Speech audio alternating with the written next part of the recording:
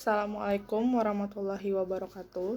Nama saya Wanfira Aulia Putri dengan nomor NIM 1774-2012-07. Dengan ini saya ingin menyampaikan esai saya yang berjudul Analisis Penyeludupan Hukum Kepemilikan Hak Atas Tanah bagi Warga Negara Asing dengan cara melangsungkan perkawinan dengan warga negara Indonesia untuk memenuhi tugas hukum perdata internasional. Permasalahan-permasalahan di bidang pertanahan yang mengakibatkan belum diperolehnya jaminan dan kepastian hak atas tanah yang dikuasai oleh perorangan atau keluarga dan masyarakat pada umumnya. Sebagai akibat tidak mempunyai bukti tertulis, dalam proses pendaftarannya untuk mendapatkan hak tertulis atau sertifikat sering terjadi masalah yang berupa permasalahan, baik dalam hal batas tanah maupun permasalahan dalam hal siapakah yang sebenarnya berhak atas tanah tersebut. Seperti halnya yang terjadi di Indonesia, yaitu permasalahan atau sengketa mengenai tanah yang diakibatkan tidak mutlaknya status sertifikat sebagai tanda bukti kepemilikan. Telah terjadi pula permasalahan mengenai tanah oleh warga negara asing dengan cara pelangsungan perkawinan dengan warga negara Indonesia. Permasalahan dalam penulisan jurnal ini adalah bagaimana perlindungan hukum kepemilikan hak atas tanah bagi warga negara asing dengan pelangsungan perkawinan dengan warga negara Indonesia. Pasal 57 Undang-Undang Nomor 1 Tahun 1974 tentang perkawinan memberikan pengertian tentang apa yang dimaksud dengan perkawinan campuran menurut undang-undang tersebut, yakni yang dimaksud dengan perkawinan campuran dalam undang-undang ini adalah perkawinan antara dua orang yang di Indonesia tunduk pada hukum berlainan karena perbedaan kewarganegaraan dan salah satu pihak berkewarganegaraan asing dan salah satu pihak berkewarganegaraan Indonesia. Pasal 58 Undang-Undang Nomor 1 Tahun 1974 tentang perkawinan selanjutnya mengatakan, bagi orang-orang yang berlainan kewarganegaraan yang melakukan perkawinan campuran dapat memperoleh kewarganegaraan dari suami atau istrinya dan dapat pula kehilangan kewarganegaraannya menurut cara-cara yang telah ditentukan dalam Undang-Undang Kewarganegaraan Republik Indonesia yang berlaku. Pasal 35 Undang-Undang Nomor 1 Tahun 1974 tentang perkawinan menyebutkan bahwa harta benda yang diperoleh selama perkawinan menjadi harta bersama. Harta bawaan dari masing-masing suami dan istri dan harta benda yang diperoleh masing-masing sebagai hadiah atau warisan adalah di bawah penguasaan masing-masing sepanjang para pihak tidak menentukan lain. KUH Perdata atau BW pasal 119 sampai dengan 121 berbunyi, jika tidak ada perjanjian kawin, maka terjadi persatuan bulat demi hukum, sehingga baik harta bawaan maupun harta yang didapat selama perkawinan semua menjadi harta persatuan. Istilah penyeludupan hukum mungkin agak asing bagi sebagian masyarakat, tapi yang namanya penyeludupan hukum sudah sering dilakukan oleh masyarakat Indonesia. Bahkan dunia sadar ataupun tidak dengan tindakan tersebut. Yang namanya penyeludupan hukum merupakan suatu cara yang dapat terpikir oleh individu ataupun banyak individu untuk menyiasati suatu masalah hukum yang melibatkan mereka dan mengubah akibat hukum dari perbuatan tersebut dari merugikan menjadi menguntungkan dengan dilatar belakangi alasan dan bermacam tujuan. Perjanjian nomina di bidang pertanahan dalam praktik adalah memberikan kemungkinan bagi warga negara asing memiliki tanah yang dilarang UU PA adalah dengan jalan meminjam nama nomina.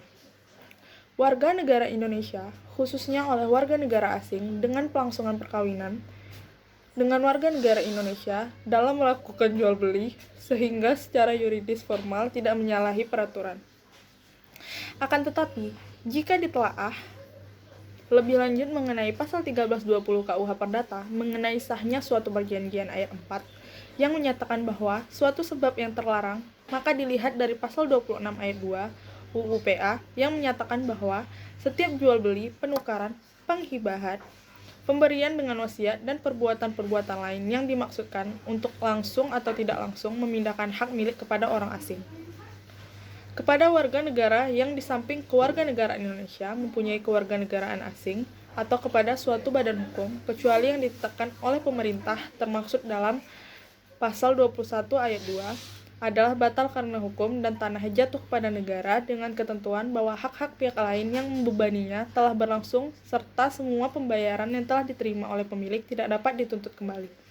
Maka perjanjian yang disepakati kedua belah pihak dengan sendirinya batal demi hukum dan sesuai dengan ketentuan pasal 26 UU PA tersebut, maka tanahnya jatuh ke tangan negara.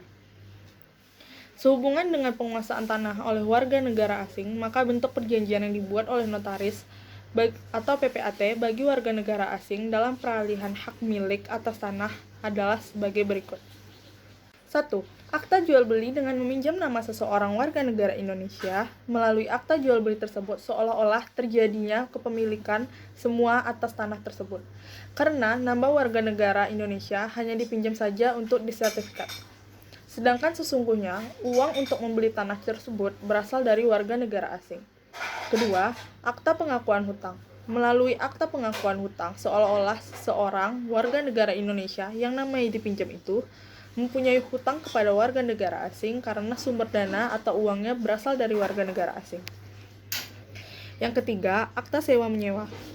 Melalui akta sewa menyewa ini, maka seorang warga negara asing akan bisa memanfaatkan tanah yang telah dikuasainya dengan jangka waktu sewa yang terus bisa diperpanjang dan diteruskan oleh ahli warisnya.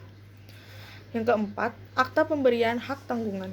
Melalui akta pengakuan hutang yang dibuat sebelumnya oleh warga negara Indonesia dengan warga negara asing, maka harus diikat dengan akta pemberian hak tanggungan.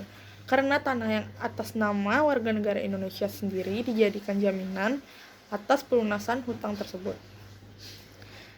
Yang kelima, pernyataan. Melalui pernyataan warga negara Indonesia untuk memberikan pernyataan untuk memberikan perlindungan hukum kepada warga negara asing dan akan melakukan perbuatan hukum apabila adanya perintah dan petunjuk dari seorang warga negara asing.